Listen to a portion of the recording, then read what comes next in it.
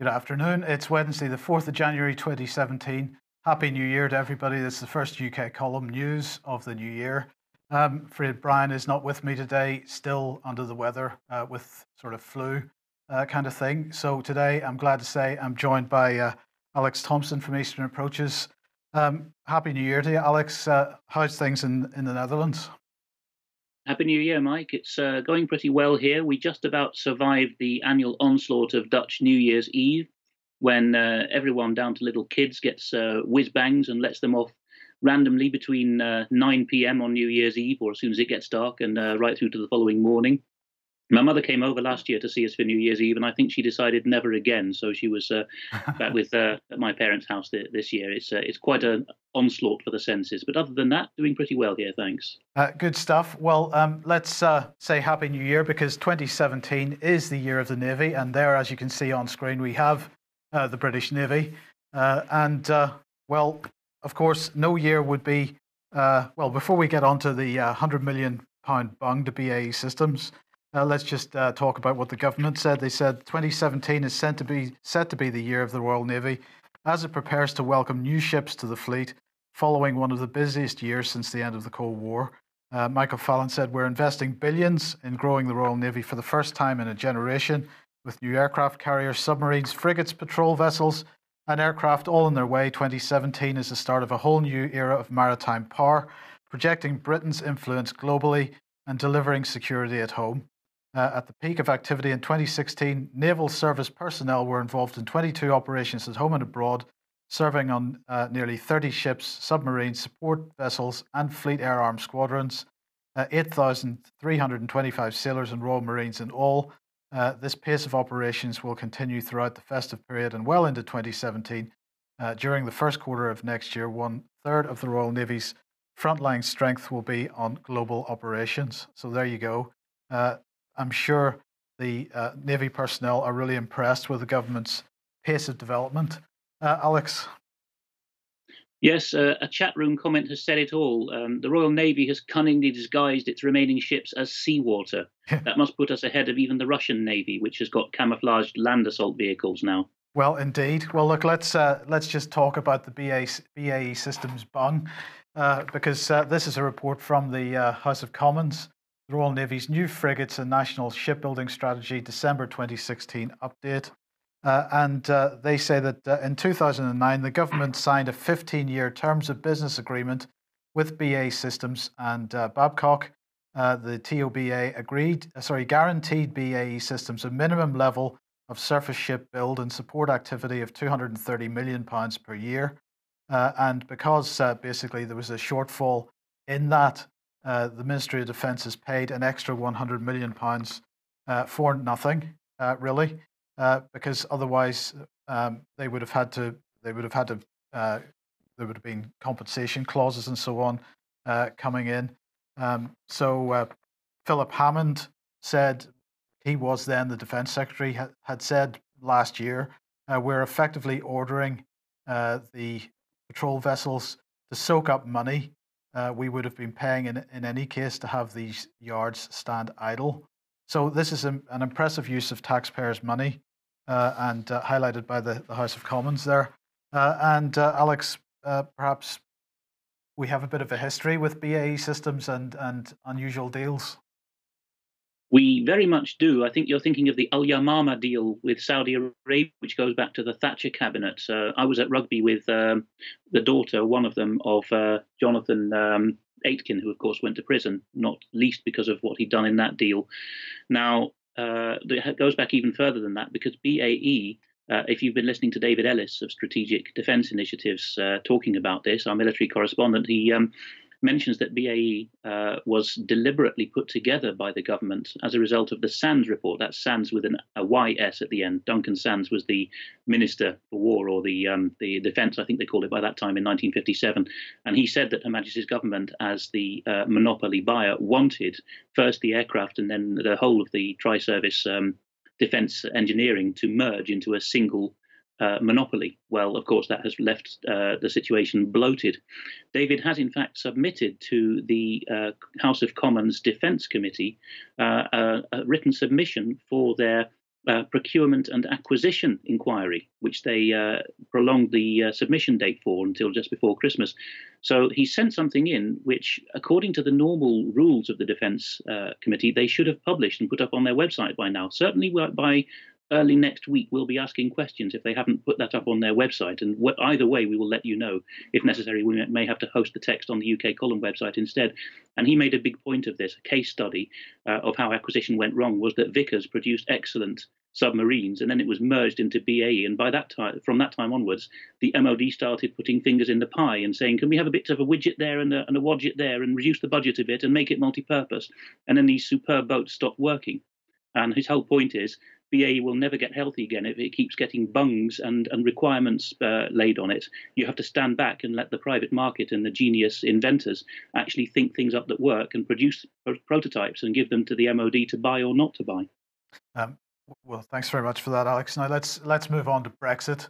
And of course, the big news today is that Sir Ivan Rogers, the permanent representative to the European Union, has resigned. A government spokesman, according to the government and other news outlets, it was a government spokeswoman, said that Sir Ivan Rogers has resigned a few months early as UK permanent representative to the European Union. Sir Ivan has taken this decision now to enable a successor to be appointed before the UK invokes Article 50 by the end of March. We're grateful for his work and commitment over the last 3 years. And I've used the National front page here from today to illustrate this, not because I particularly think the National is a good newspaper, far from it, but their headline was Brexit Shambles. And I have to say, Alex, this is a case of we told you so. We knew that this was coming. Well, he sent an email to UK civil servants today, and he said that colleagues had to provide British ministers with unvarnished understanding as they go through Brexit negotiations, even where this is uncomfortable. He said, "I hope you will continue to challenge the ill-founded arguments that muddle thinking and that you will never be afraid to speak the truth to those in power." He said that the government was guilty of serious multilateral negotiating experience, that they need rapid resolution, that they don't really know what they're doing, and so on. Hilary Benn was quoted in various news sources. I think he was speaking on BBC Radio's Force Today program today. He said it wasn't a good thing. He said that hard work is going to start very soon. And he said having a handover in the middle of that, depending on where exactly he goes, is not ideal. And of course, we would say that this was intentional from the beginning, Alex. I would very much agree with that, and very much of the view that Rogers, like Sir Kim Darroch in Washington, who has been noised about that he might be replaced by Farage, though we don't have a tradition of appointees. We have professional diplomats, not unlike the US, which recently has moved to that model. There's been noises that Darroch might have to move as well, and there's people crowing now that they've got Rogers' scalp. People leaking to Guido Fawkes that he got it in the neck because of these insufferable messages that he sent directly to the Prime Minister when that was still Cameron, saying the party hacks who want a quick Brexit don't know what they're banging on about, and this is going to be very complicated. I'm afraid I'm of the view that Rogers was telling the truth. Now, whether I'm of his political sympathies or not is a different matter, and there is a lot of deliberate wishful thinking. By the way, that's one of the English phrases that travels well. Most continental languages use the English term wishful thinking in their own languages because it's so characteristic of what we do, muddled and wishful all the time. So I think there's been a deliberate trajectory towards that, actually, and Rogers just couldn't take it anymore. The arguments within the establishment are building. Jacob Rees-Mogg saying we've got to find somebody who's very pro-Brexit to replace and other people beggared, whose belief is beggared, shall we say, and they're complaining that we've got rid of the 3 best EU qualified negotiators. But this we believe was intentional from the beginning. That this whole thing was never intended, or at least it was set up to fail. Of course, one of the impacts of that potentially is unrest, civil unrest, because obviously people are going to be somewhat disappointed if Brexit doesn't happen. Sky News actually suggesting that may exactly be the case. They were interviewing somebody about this, what would happen if Brexit didn't happen. And the response that they got was from this lady, well, oh, there would be mass riots, there'll be hysteria, and there could even be a civil war, to be fair with you. The country has used its voice, and she went on to say if the government doesn't meet the country's demands, that there could be serious repercussions. What's Sky News doing, pushing out this type of thing? Well, I see Sky News as halfway towards the what are now called the alt-right, as are Fox News in America. And of course, the British and American establishments, when they came on the scene, were very snooty and looked down their noses and said, right-wing populism. And they've stopped saying that now that real right-wing populists, the alt-right, have appeared. Sky and Fox are left behind, and I'm sorry to be cynical, but they're just generating clickable, shareable stuff to keep up there, with the newly burgeoning competition. And the way to do that is always to predict doom, gloom, and race riots, isn't it? Just to answer a question in the chat room as well, Martin Edwards asked, why do we need a permanent representative to the EU once we've left? I'm afraid such is the power of the EU as one of the select few international organizations in the world that has that much clout, that almost every sovereign nation sends a diplomat to be permanent representative to the EU. Even distant countries, far into Eastern Europe and Africa, have such a thing. So we're going to be saddled with that role as long as the EU exists.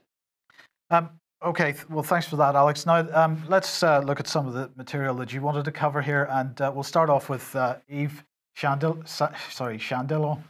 Tell me about him. He was the NATO Auditor General, I believe.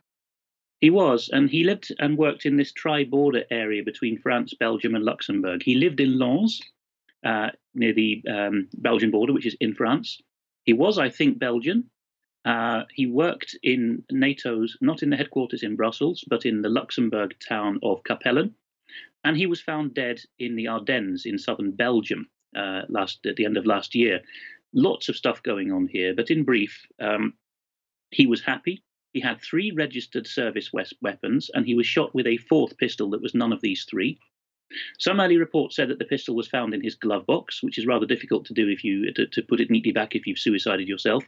Later reports said that it had been found in his right hand. A couple of problems with that. 1, the family said he was left-handed and it was put in his right hand. 2, he had apparently shot himself right at point-blank range, right against the temple, which, by the way, suicides don't often do. It's one of these sad facts as a former intelligence officer. People generally go for that or a distance away from the head. But he was right up against the temple, apparently. And the weapon miraculously did not recoil out of his hand and go shooting yards away, as it usually does, but it actually fell dead in his hand, we're told. Then we're told, and this seems to have come from Sibel Edmonds, man on the ground in Belgium, that before his death, he had told his son, I'm in a lot of trouble, I'm being followed, I have enemies. Here is a dodgy dossier which you must file with the authorities if anything happens to me. So he's now endangered his son's life. He seems to have been himself one of these who knew for years what NATO was doing. But according to, well, we're getting onto the foreign coverage now anyway, but it seems that he knew something was afoot and wanted to protect himself. So this is Turkish coverage. What has the Turkish news got to say about this? This is Vatan, which means fatherland, and it's one of these jingoistic news outlets in Turkey that's close to Erdogan. And it says that an EU member state, which is a NATO state as well, that's all it says about the country responsible, the intelligence service of that country had him done professionally because he had uncovered that that country, and by extension NATO, was using a proliferation of private companies to pursue its terrorism aims as a kind of cutout, which is exactly what NATO's done, of course, for decades with Gladio anyway. But even if it was something that shocked even an insider whose start was in dodgy banking, compromised Franco-Belgian banking even before he was brought into NATO, even he was shocked by it, it must have been pretty something. Lemou suggesting that he was leading a double life. Yes, although the detail of that is a bit scant, but it's very interesting that he is described as having a double life. They don't mean sexual or anything like that. They just mean that he seemed to be happy at work, but was doing some dodgy stuff. Other Turkish stuff just to reel through here. Yeni Shafak says that Chandelon was the victim of a professional hit. Akşam says that that the CIA was involved in his death. And by the way, Turkish papers don't speculate much. They use sources from MIT, which is the Turkish hand-in-glove operation with CIA. So they often know what they're talking about. Takvim, which is close to Erdogan, says that he started off idealist, but he found stuff that he couldn't get out of his system except by telling people. And then even the opposition paper, Sözcü, says that he had been found in a Russian car once he had been hit, although that was quickly taken down. It did the rounds of the Turkish opposition or anti-Erdogan media online. So a very complicated situation. And of course, as we're coming on to, this was the third of what looked like 3 professional hits in quick succession. Right. Well, we will come on to that in a second, but let's first deal with Putin and this article here saying Putin says Russia will not expel U.S. diplomats. And really the point you wanted to make here, I think, was that Russia is not responding to the normal tit-for-tat provocations that have been going on. And in fact, we will come on to the assassination of their ambassador in a minute, but even to that, they're not taking the bait, as it were. Well, it's astonishing, Mike. I remember you and I discussed the assassination of Mr. Karlov when it had just happened in Ankara. And we were discussing it, as were others, as a kind of Franz Ferdinand moment, the eve of the First World War. But there's been a very cool and calm response so far. And it's the centenary year now we're just entering of the Russian Revolution. So we've had 100 years of East-West ideological tension. And in all of that 100 years, the standard procedure has been that if either America or Russia, or it was USSR at times, but if either of those countries expelled X number of diplomats for espionage, which is what Obama did, by the way, to provoke this, then X number of diplomats of the same or similar rank would be expelled within 48 hours by the other country. That was a standard tit for tat. And this is the first time, to my knowledge, in 100 years that the Russians have de-escalated and not played that game. Instead, Putin played a blinder and invited the children of US diplomats accredited in Russia to come to the Kremlin's Christmas party. Right. Well, that says a lot about the man, I think. But tell us about this Daily News article here. Assassination of Russian ambassador Karlov was not terrorism, but retribution for Vladimir Putin's war crimes. Well, it's just a stunning article, really. This has got to be classed as fake news. I think it's there to provoke a reaction. I don't think that the man even believes it seriously. He's a typical New York liberal in the modern sense of the word liberal, of course, but he got some pretty stunning reaction to this piece. If I'm looking at at the end of his piece, the journalist, I'm not even going to say who he is, it's not really important, but at the end he says, "Will history vindicate Karlov's assassin, Mevlut Mert Altuntaş?" This is the chap who stood behind the Russian ambassador in Ankara in the art gallery and shot him in cold blood. Will history vindicate him, says the New York Daily News writer. That's for history to judge. But it has vindicated Greenspan. By the way, this was a chap who assassinated a Nazi diplomat in Paris in 1938. That's your equivalence for you. And indeed, history has vindicated others who have fought against aggression and fought for freedom. So Mr. Altuntaş there in his John Travolta act, shooting the Russian ambassador cowardly from behind and quite potentially killing others with the ricochet if he hadn't watched out, that was an act of fighting for freedom and fighting against aggression, according to the New York Daily News. And we are the fake news providers, are we, in the independent media? Yeah. Yes, indeed. And we have another assassination here.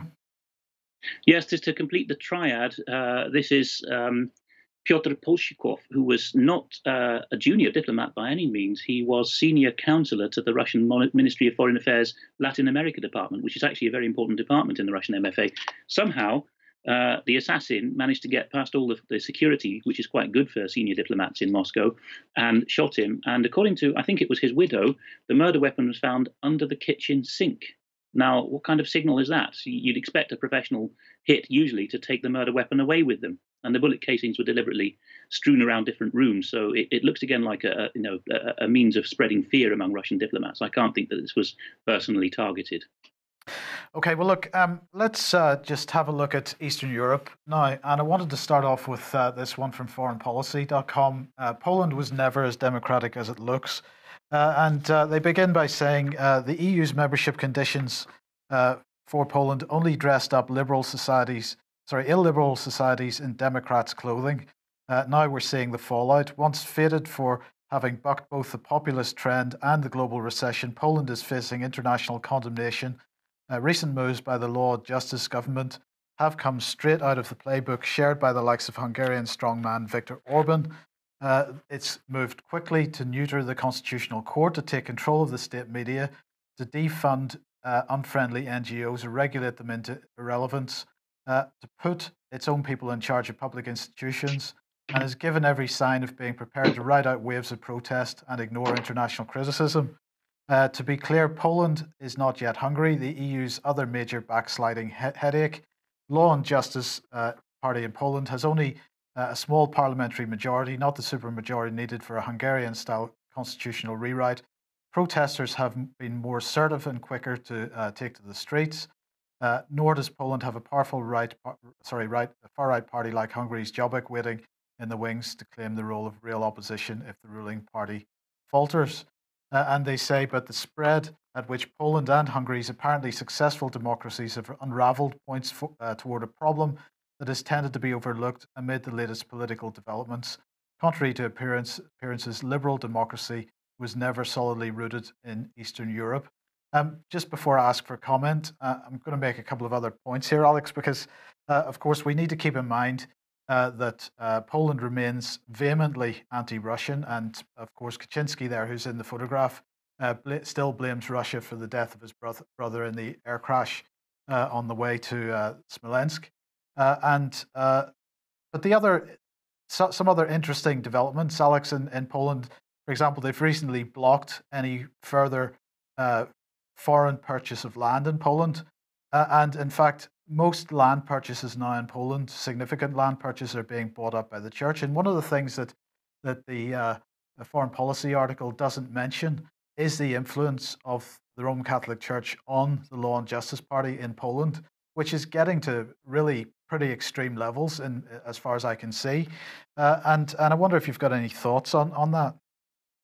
I would summarize all of that, Mike, which is excellent and well observed, by saying that Poland is Eastern Europe's Ireland, right? So it's got the priestcraft. When it's left to its own devices, it degenerates into a kind of model where the priestcraft control the country, and there's horrible abuses under that, and then they swing back into a kind of secularism, which Poland last had under Alexander Kwasniewski, who will be featured again another time when we talk about drugs, by the way. But they the Polish have got this, this instability born of their history. A lot of the Western commentary on Poland is really very illiterate. How many people writing this stuff know that Poland did not actually exist between the late 18th century and the 20th century? It was actually carved up between Germany, Austria, and Russia, and ceased to exist during the whole of the 19th century. I mean, that's not the kind of thing that Britain or even France or Germany with land borders can imagine ever happening, because polite Western Europeans don't do that. And in the case of Britain, it's impossible. The only time our borders have changed is in the question, the Irish question, of course. But Poland has got an existential threat. You can't be doing with the kind of liberal democratic norms which even Britain and America only evolved long after they had established basically that they wouldn't be invaded by anyone. So it's pretty hypocritical. But yeah, there are concerns about law and justice. It is unpopular, but if you travel around Poland, you will see why they were so concerned about buying up of land. There was a time, 10 years ago nearly now, where Poland was more like was developing in the way of Madagascar, of even intercontinental businesses, the likes of Monsanto and Korean companies, saying, well, that looks like an interesting county, we'll buy it up for agricultural development. And the Poles are not going to allow that to happen. They're not that stupid. A lot of their mortgages, of course, from Poland and right through to Bulgaria, were denominated in hard currencies such as Swiss francs and euros. And when the crisis hit in 2008, people who were still able to keep up their repayments in local currency terms were foreclosed because of the hard currency peg. So Poland is not going to repeat those mistakes again. But I suppose we could mention the slight irony in this, because, of course, what is Foreign Policy magazine complaining about here? Polish moves to quickly neuter the Constitutional Court. Well, of course, we don't have a Constitutional Court here as such. We do have a constitution, which our government is doing its best to neuter at the moment. To take control of state media, well, they're going mad about control of the media again, because Leveson is starting to raise his ugly head, and the government seems to be a little bit reticent to push forward with Leveson too, much to the disgust of the various campaigners and so on. So, I mean, the criticism of the Polish government, there's a certain amount of that could be leveled at our own. It certainly could, and there's nothing we don't accuse other countries of that we don't do ourselves. It's the usual, deflection maneuver. Is assume the worst of motives in the people that you're fiddling because you're fiddling them yourself, and you know what yourself is capable of as a government. And the other thing I think that article highlights is that the Visegrad Four, Poland, the Czech Republic, Slovakia, and Hungary, a tight knit group of mutual security and diplomacy in Central Europe, is under severe threat. One of the pieces that didn't make the cut for today, but I'm posting it in the chat box now, and you can find it easily enough, is Mr. Orban, the Hungarian Prime Minister, looking very uncharacteristically sweaty and nervous and fiddling with his hands because he's giving a press conference after the last European Council meeting, the heads of government of EU member states, saying we're trying to protect Germany and the rest of Europe from a massive swamp of migration, and they're not interested. And even he won't say it, he won't break diplomatic protocol, but even the Czechs and Slovaks within his own Visegrad 4 group are going off reservation now and saying, well, actually, just submitting to Merkel's will might be the easiest and cheapest thing for us to do. So really, you've only got Poland and Hungary, these two ancient and proud nations in that part of the world, who are prepared to do anything. And if a wedge can be driven further between those two, I think game up for Central European sovereignty. Okay, well, look, we mentioned Lithuania before the break, and we'll come on to that in a second. But this article from RT, headline is Lithuania confirms presence of U.S. Special Forces as a deterrent against Russian aggression. Vilnius, to say, has confirmed that an American Special Forces contingent is stationed in Lithuania to bolster the training of the Baltic states' own commandos and to serve as a deterrent against potential Russian aggression, in quotes. The United States was the first to offer additional safety assurance measures to the Baltic countries following the deterioration of the security situation in the region after the annexation of Crimea. I think as I say, we mentioned before the Christmas break, Alex, that the Baltic countries, Lithuania and Latvia and so on, there is a groundswell of popular opinion there, really anti-NATO and really asking what the hell is NATO up to. While I understand why RT has published this, what do you think is in the background here? What is what's the American agenda here? Is it just to poke a stick at the bear, or what are they training the Lithuanian troops for a particular purpose, do you think? Lithuanians have never been particularly skilled infantrymen. Eastern Europe's a part of the world where some nations excel at that and others don't. They don't have the toughness of the Latvians and especially the Estonians, who are just like the Finns in their resolve. So I don't think that there's a plan to train up the Lithuanians to be proxies in that sense. But as we've discussed before, more generally, there is a plan for a buffer zone with expendable nations between Germany and Russia being used to keep Germany and Russia in check. I do think that there's a very gung-ho attitude among the kind of Green Berets and others who've been sent to Lithuania and the Suwałki area of Poland that borders it. They've been tweeting out shots of them, themselves firing RPGs and the like in the direction of the Russian border as a kind of Yabu sucks maneuver. Not a good move. But again, with the prevailing ignorance there is about the Baltic, I think it's worth stressing countries like Estonia behind me on the map there. You can see from the geography that they're between the Devil and the Deep Blue Sea, the Devil being Russia, as it were. And particularly in Estonia, if you go into a bookshop, as I've done, and say, good morning, I would like a list of the victims of the Russian aggression, please. They will say, here you are, and plonk these massive box file-sized books on the desk of all the people who were ever killed in the 1941 invasion. The Latvians have the same records as well. Lithuania lost slightly fewer, but still horrendous numbers. Something like a quarter of the population of those countries. And there is no way, there's just absolutely no way these countries want to go up against Russia in combat. It may be that Lithuania, which is the most deluded of the three because it had a kind of nationalistic past as a Catholic kingdom together with Poland, maybe a few people there have got this fantasy that the Anglo-Saxons will ride in on a white horse and defend their borders and push into Russia for them. But other than that, I don't think that people have got any desire at all to stoke that bear. Surely the Ukrainian situation must, they must watch that and perhaps have a different view. Yes, Ukraine's the problem there because you've got three nations in one. You've got Novorossiya, as it's now called, the East and South, which historically was not even part of Ukraine or Malorussia, as it was called then. It was part of Russia proper. Then you've got the central bit, which is the sort of ordinary Ukrainians who speak Ukrainian and wish for some kind of independence. And in the far west, in the Carpathian Mountains, you've got these people who really have been taken over by neo-Nazi nutcases. The whole population, they mark the movements of Stepan Bandera, as if that was the high point of their history, this Nazi collaborator. And there is, in that kind of hilly area south of Poland, there is a groundswell of people who really would just like to go nuts and hurl themselves at Russia, even if they all died. There's almost an explicit sense of, hell, let's start World War III, it will be fun. And you see that again in Aleppo with the very suspicious, supposedly 7-year-old girl Bana from Aleppo tweeting, whose father is a confirmed jihadi, by the way.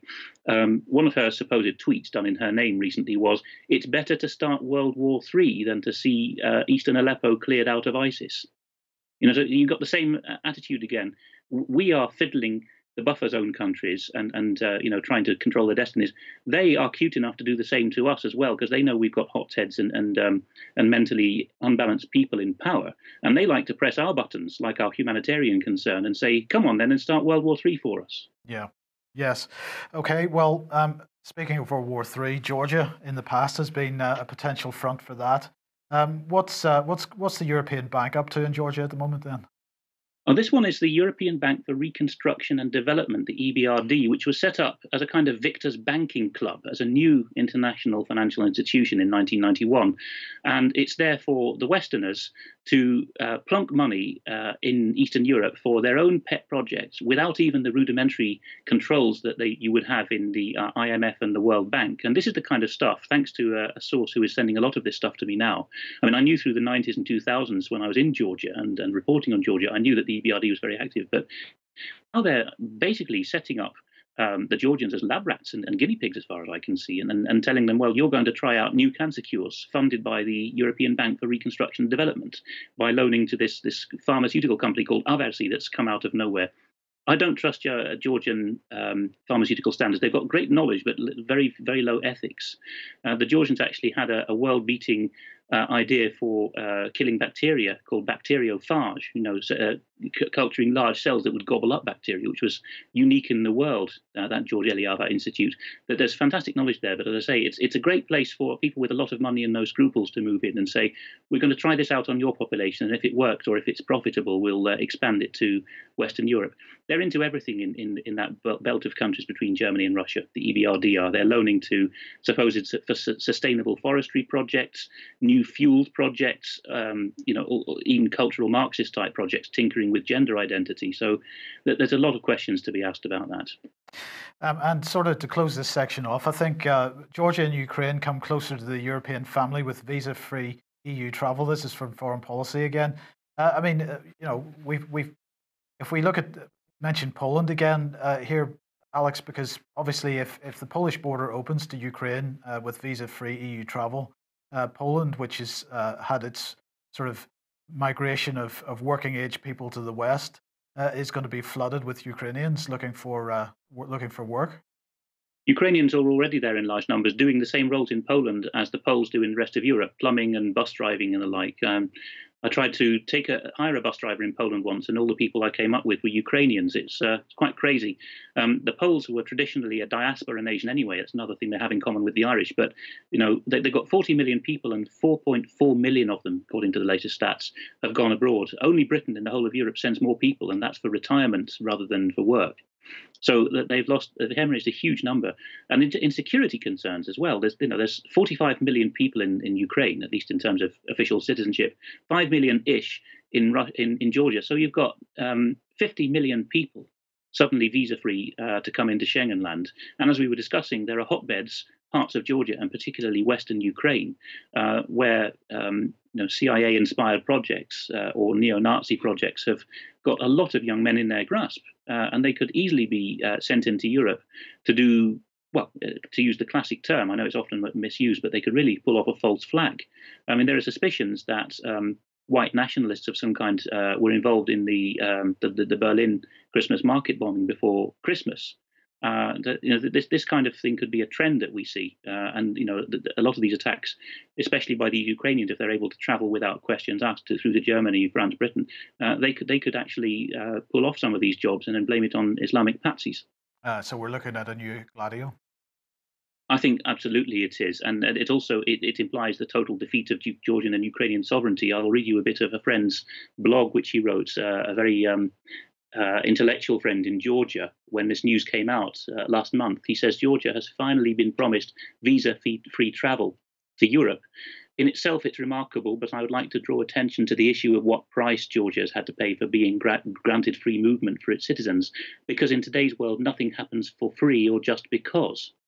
And then he describes how, after the Saakashvili revolution, the Rose Revolution in 2003, the government briefly actually did want some sovereignty, not Saakashvili himself, but particularly the economy minister who came back from Russia because he saw a real chance, a guy called Kakha Bendukidze. He actually set up a model in which, as my friend says, he offered to turn Georgia into a proving ground for regional development using low tax rates, slashing bureaucracy, and tackling mafia crime. Now, remarkable will, he says, was needed to see this project through because its enemy was nothing other than the European Union.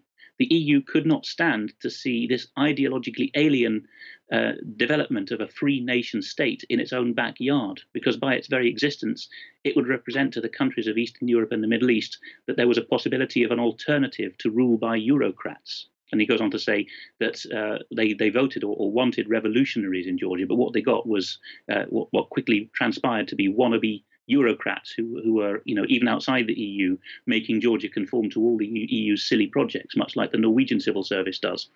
And this degenerated into socialism, he says. And as with all socialist officials, this crowd lost touch with the reality around them. So they were voted out, and real socialists who promised, soak the rich were voted in. So he says, in conclusion, matters have now reached the stage, therefore, where the EU has expressed its complete satisfaction with the level of democratization, in inverted commas, of Georgia.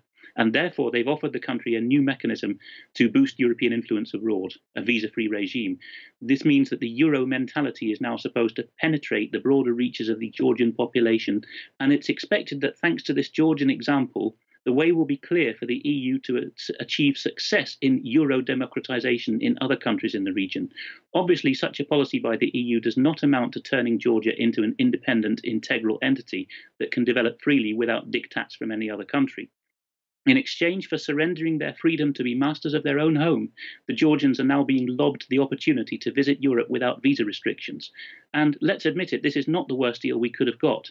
The last time the peoples of this part of the world gave up their freedom, they got shootings, repression, and mass deportation to the gulags in return. It's clear enough that in this 21st century, hard power is no longer required to achieve an identical browbeating. Soft power is sufficient on its own nowadays.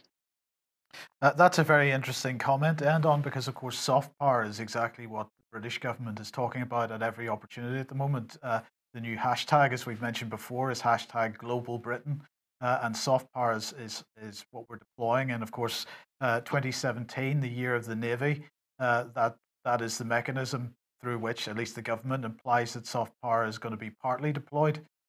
So this seems to be a change in strategy from the globalists, perhaps. It's the iron fist in a velvet glove, or you can also call it go softly and carry a big stick, which I think was it's supposedly an African proverb, but it was popularized by the gang warfare types who pioneered counter-revolutionary strategy in Africa and Malaya, Sir Frank Kitson's lot with his gangs and counter-gangs.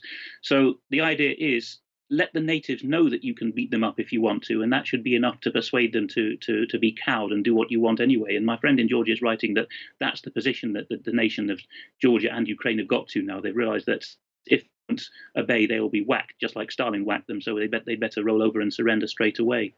Yeah. But in Moldova, they're taking the EU flag down. Yes, of course, all the British papers reported the election of this new head of state in the European country, didn't they? Ho ho. Mr. Dodon, who was elected just before Christmas, Western Christmas that is, because Eastern European Christmas is still a few days away. And the first thing he did, always highly symbolic when this kind of thing happens, is he copied the Poles and the Hungarians, and I think even the Georgians now, and he said, blow this European Union flag. I'm not going to fly that from my office anymore. So there is a sign that one of these countries in the so-called European neighbourhood policy has lost any interest now in being an aspiring EU member state. At least they're not going to prostitute their whole national politics, as Georgia did for the last decade, just on the altar of this hope of getting to be an EU member state. Mr. Dodon has said, well, no, thank you very much. I'd rather hedge my bets and preserve national sovereignty and have as much to do with the Russians as I do with the West. Okay, well, look, let's move on to Germany now. And This article here headlined Facebook secret rules of deletion. Yes, this is interesting that the Süddeutsche Zeitung has got hold of this because this is highly classified stuff. I think not in government terms, but in commercial terms. Süddeutsche Zeitung's international page in English has got hold of the rules for how the German language content on Facebook is deleted. And if you read it, you will see that it's not enough to say I hate Group X. You have to, tick a certain number of boxes and combine several criteria. But halfway through it, they say, by the way, Facebook's German censorship is outsourced. It is outsourced to a company in Berlin called Arvato, Arvato. And as Süddeutsche Zeitung tells us, that is a subsidiary of the Bertelsmann Media Corporation, which I think many viewers will know about, which has got a real stranglehold on German news and makes sure that it all pushes cultural Marxism.